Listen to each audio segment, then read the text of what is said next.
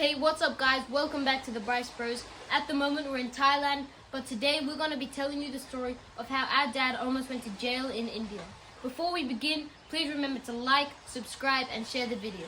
Anyway, this story is set in Goa, India. So the story starts out at Goa Airport. We were about to fly to Mumbai. We arrived at Goa Airport after a 1-hour drive.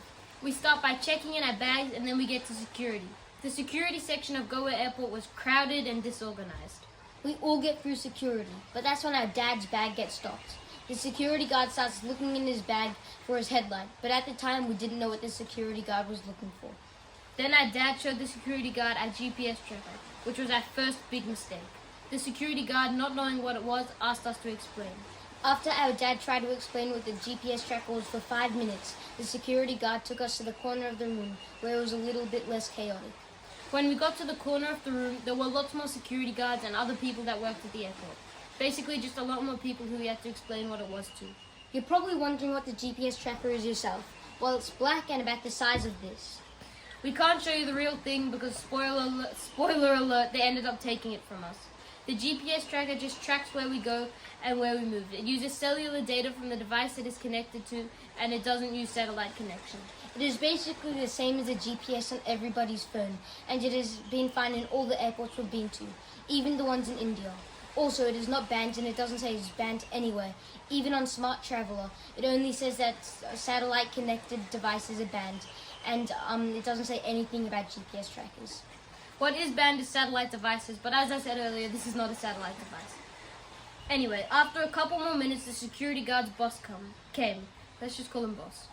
First, boss said that we had to take out the battery so it wouldn't work, but you needed a screwdriver to do that. So the security guard just ripped the back off, and then he pulled the batteries out. Then boss changed his mind and decided that we couldn't take it on at all, and we would have to check it in our check-in bags. So we began to empty one of our carry-on bags, so we could put the GPS tracker in it and we could check it in. As soon as we had emptied the bag, boss's boss came. Let's just call him Big Boss. We then had to explain what the GPS was to Big Boss, and Big Boss then decided it is not allowed at all, and our dad would have to go register it at the police station. They then said that this happened last week and it would only take 30 to 40 minutes to be registered. So we went to the boarding gate with Big Boss, and Dad went with Boss to the police station near the airport.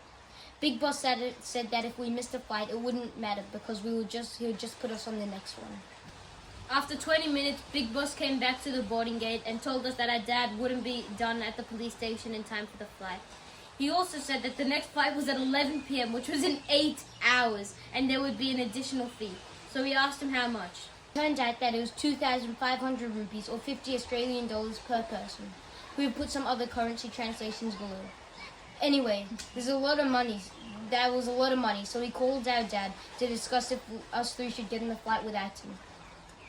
And before we even decided, the plane started to board and Big Boss basically forced us on.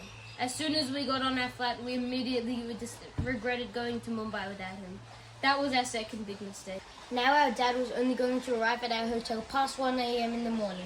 We arrived in Mumbai and got an Uber to our hotel. Mumbai was a huge city. Later that night, when we were having dinner, our mum got a call from our dad. And he said that he won't be at the hotel at 1 a.m. and he has to attend court and he could go to jail for up to 3 years. Our dad sat at the police station for 8 hours without being offered food or water. He was even accompanied by the security guards to the bathroom. Then at 10 p.m. the police told him to go to a hotel and come back at 10 a.m. the next day. But when our dad got to the hotel, he needed his passport to check in, and the police had his passport. So he went all the way back to the police station in a taxi that he had to pay for, and eventually they gave him a copy of his passport and called the hotel. The next day our mum spent the whole day calling lawyers, embassies and even technology ministers, but no one was helping. The embassy even said that they didn't get involved in local police matters. One of the lawyers she called said they were just trying to get money out of us and they could hold him for as long as they wanted. The police in Goa that were holding our dad even told us not to try and contact private lawyers and embassies because they are sorting it out. Our dad spent the day sitting at the police station for 10 hours while the police did their best to drag it out and pretend to investigate. He didn't even have clean clothes or toiletries because his luggage went on the flight with us. That afternoon, he was told that it wouldn't be sorted out today, and he was sent back to the hotel in the evening. The next day, our dad was taken to the court in the morning on the back of a police's motorbike at 80 kilometers per hour on a highway without a helmet.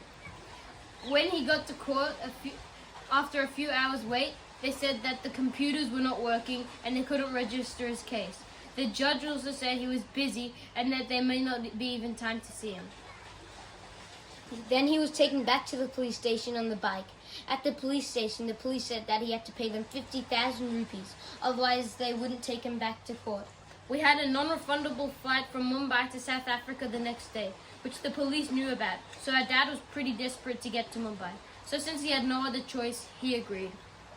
Once he agreed, they took him back to court in the afternoon, where the judge miraculously saw him half an hour before the court closed for the day.